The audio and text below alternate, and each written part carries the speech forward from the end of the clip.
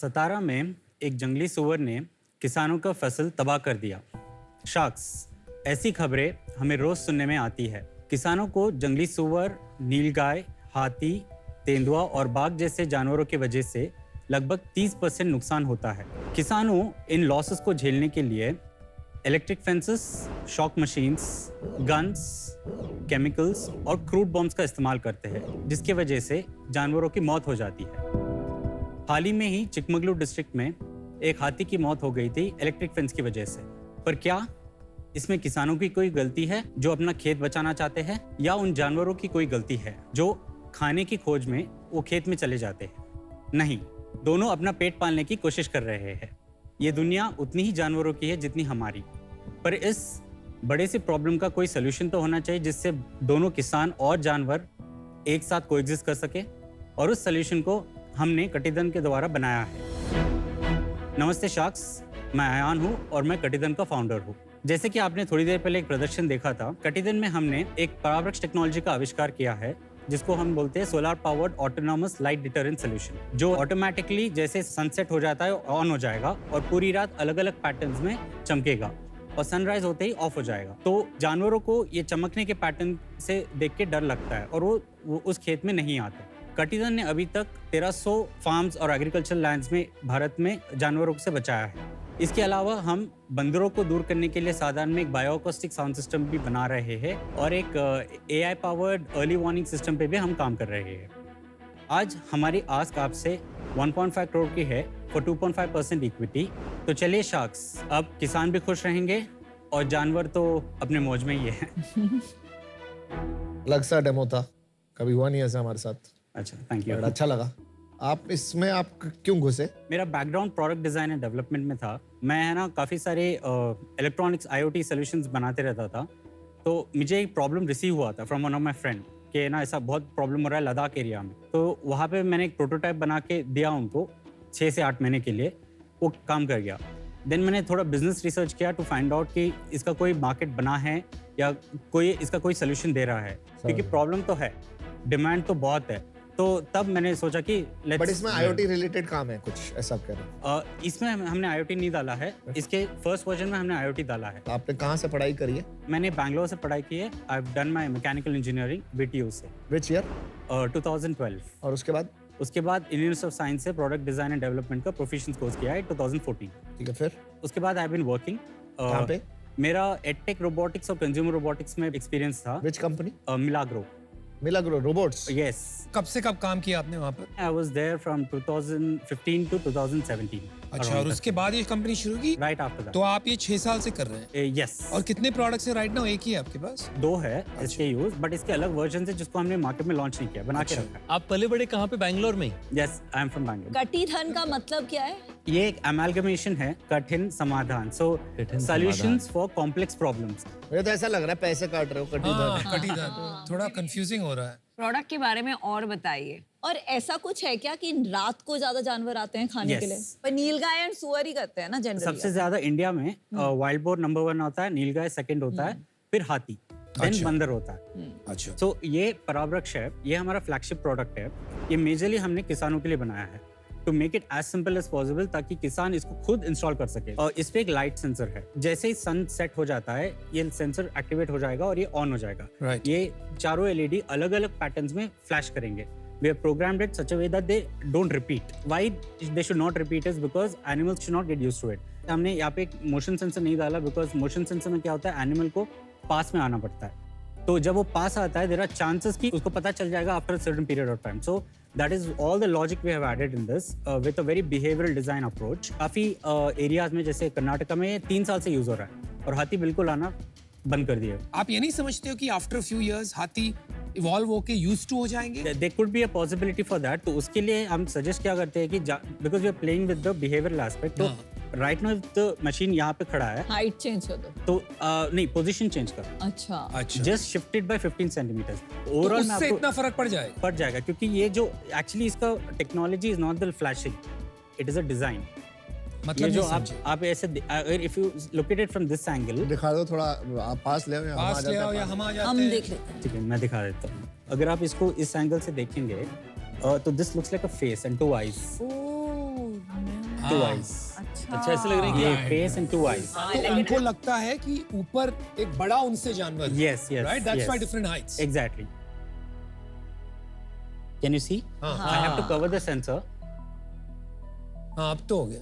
So हाँ ऐसा लग ही रहा है। तो ये अपने आप चल गए थे सारे। अपने आप because अच्छा सिर्फ लाइट से डिटरेंट हो जाता है या Light से इसमें से deterrent. कोई साउंड भी आता है? इसमें नहीं साउंड इसमें है, मैं अभी वो प्ले कर देता हूँ. तो दोनों साथ में यूज करना होता है। नहीं सिर्फ लाइट. साउंड तो डिस्टर्ब करेगा लोगों को। एक तो डिस्टर्ब है और एक they can get used to it much faster than sound light. का क्या वैल्यू है? Sound ये की बहुत ये value है। अलग डिवाइस ये अलग डिवाइस है, मैं आपको बताता हूँ. If I can explain the Heights, ये इसलिए क्योंकि ये हाथी के लिए है. समझ गया समझ ये हो गया आपको, ये भी हाथी के लिए, छोटे हाथी के लिए. ये यहाँ नीलगाय। पे आ गया नीलगाय, शेर, ये हो गया लेपर्ड और ये हो गया wild boar. Wild. Second product के बारे में बताओ, वो साउंड वाले।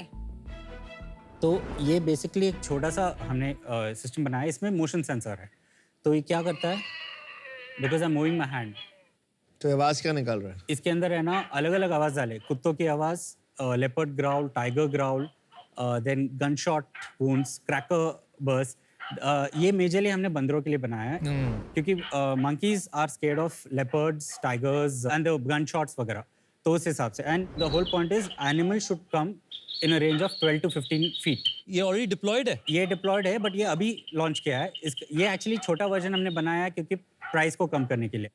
हमारा एक अभी वीडियो है ना वायरल हो गया, 6 million व्यूज हो गए थे. तो वहां से farmers directly started calling from 6 everywhere. million views? Yes. ये कौन सा वीडियो है जी?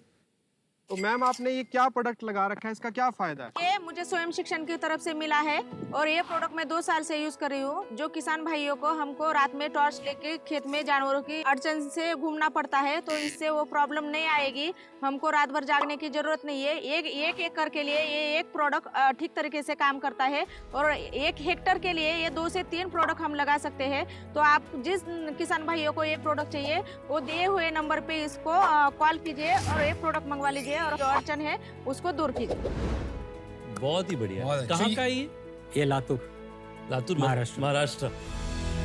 क्या प्राइस है? ये 9,500, ये 5,000 पे है. ये महंगा नहीं है फार्मर्स के लिए? थोड़ा है बट हम अब अनफॉर्चुनेटली हम अभी बूटस्ट्रैप्ड है, सो इकोनॉमीज ऑफ स्केल आ जाता है. तो ये बताएंगे कि जहाँ डिप्लॉय हुआ है कि फार्मर्स को कितना बेनिफिट हुआ कि क्रॉप नहीं डिस्ट्रॉय हो रही है, परसेंटेज में कुछ है? यूजुअली 30% लॉस होता है average. 30% of what? Seasonal crops जो बनाते हैं. स्मॉल होल्डिंग फार्मर के लिए कितना कमाई हो जाती है लगभग? एरियाज पे डिपेंड करता है. मैं भी एक केस बताता हूँ उड़ीसा का. हाँ केस से बताइए बेहतर होगा। रायगढ़ में है.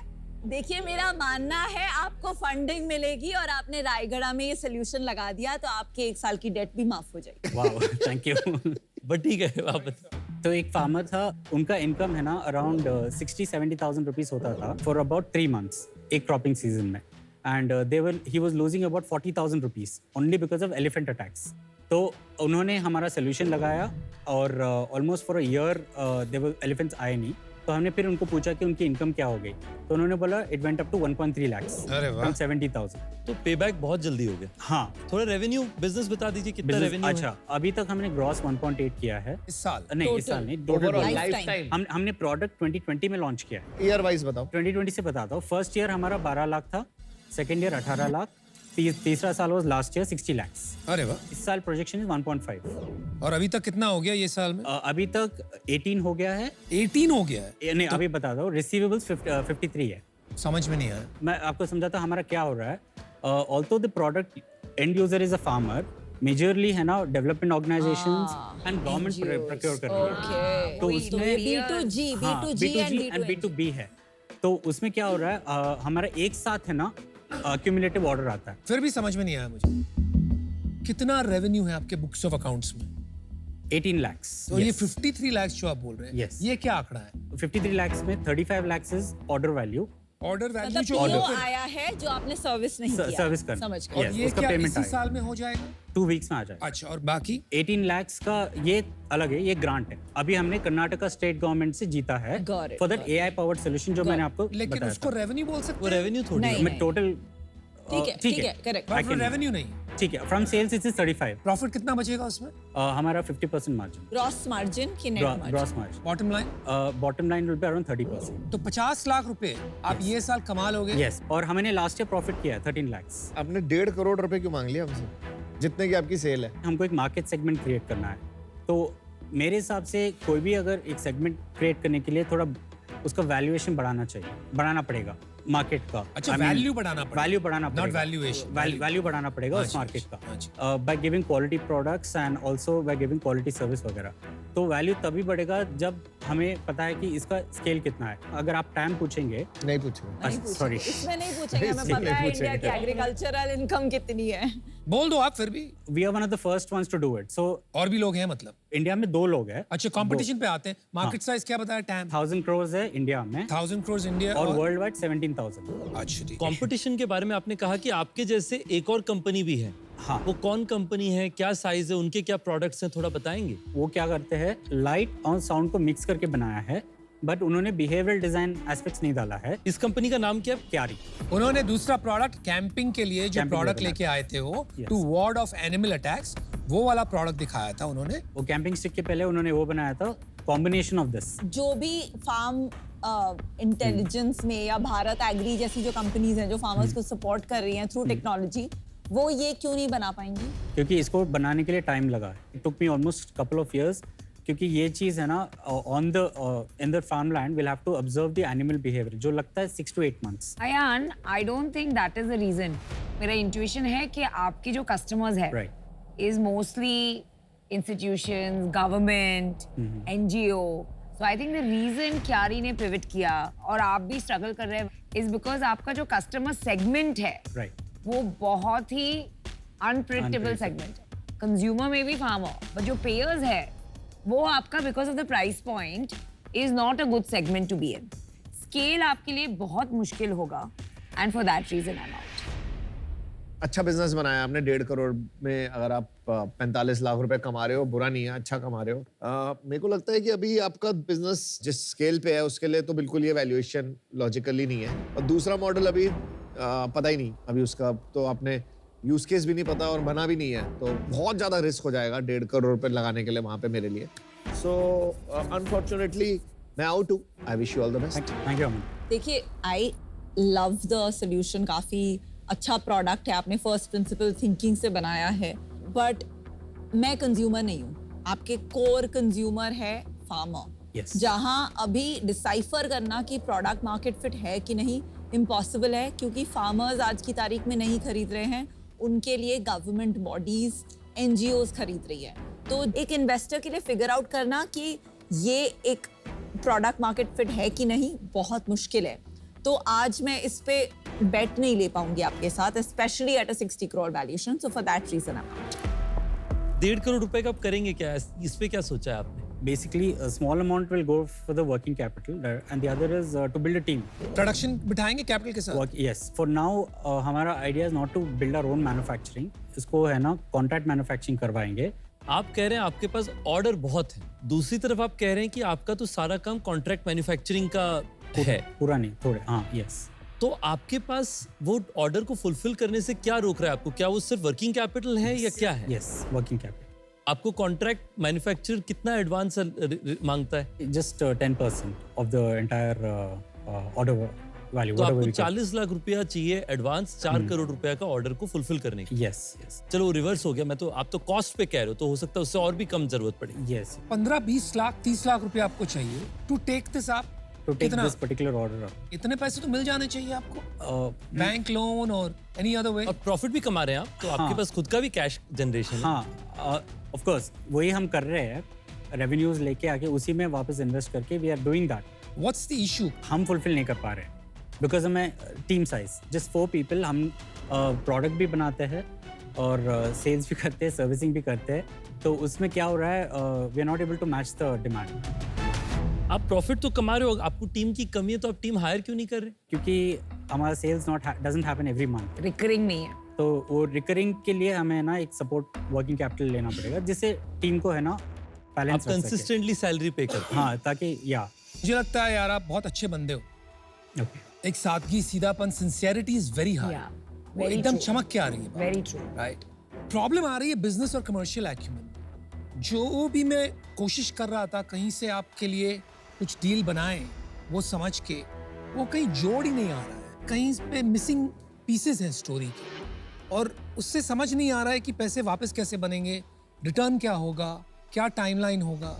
सो अनफॉर्चुनेटली मुझे आउट होना पड़ रहा है, although I was very very excited. Good luck, I hope you get a deal and I hope you make this big. Thank you, thanks Anupam, thank you. मेरा मानना है कि आप जो है प्रोडक्ट और टेक्नोलॉजी में बहुत अच्छे हैं और आपने टेक्नोलॉजी में बहुत बेसिक चीज़ों को इस्तेमाल करके बड़ी कठिन प्रॉब्लम्स को सॉल्व करी हैं, जो बहुत अच्छी बात है।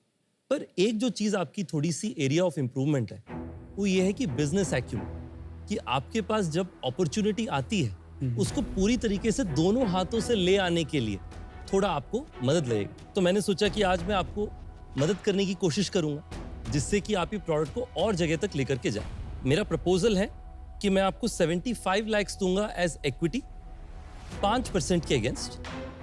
उसके साथ साथ मैं आपको 75 लाख दूंगा डेट पे 10% इंटरेस्ट पर 3 साल की टेन्योर के लिए है। ये जो डेट है ये क्रेडिट लाइन है, यानी कि जब आपको जरूरत पड़े पैसे आप ड्रॉ डाउन करिए और तब इंटरेस्ट दीजिए। जब आपको जरूरत नहीं है तब अगर आप ड्रॉ डाउन नहीं कर रहे तो आपको इंटरेस्ट नहीं देना। थोड़ी तो खुशी दिखाओ दोस्त, आपको लग रहा था अभी डील नहीं होगी। Thank you. I mean 15x revenue का वैल्यूएशन आपको हार्डवेयर प्रोडक्ट पर, भाई साहब मैंने तो नहीं देखा है, दोनों हाथ से लेनी चाहिए। वेरी सरप्राइज कि ये स्टेज पे कोई बेट ले रहा है आपको। डील पक्की। Alright, Good choice. Very good decision. Thank you so much. Congratulations. Thank you.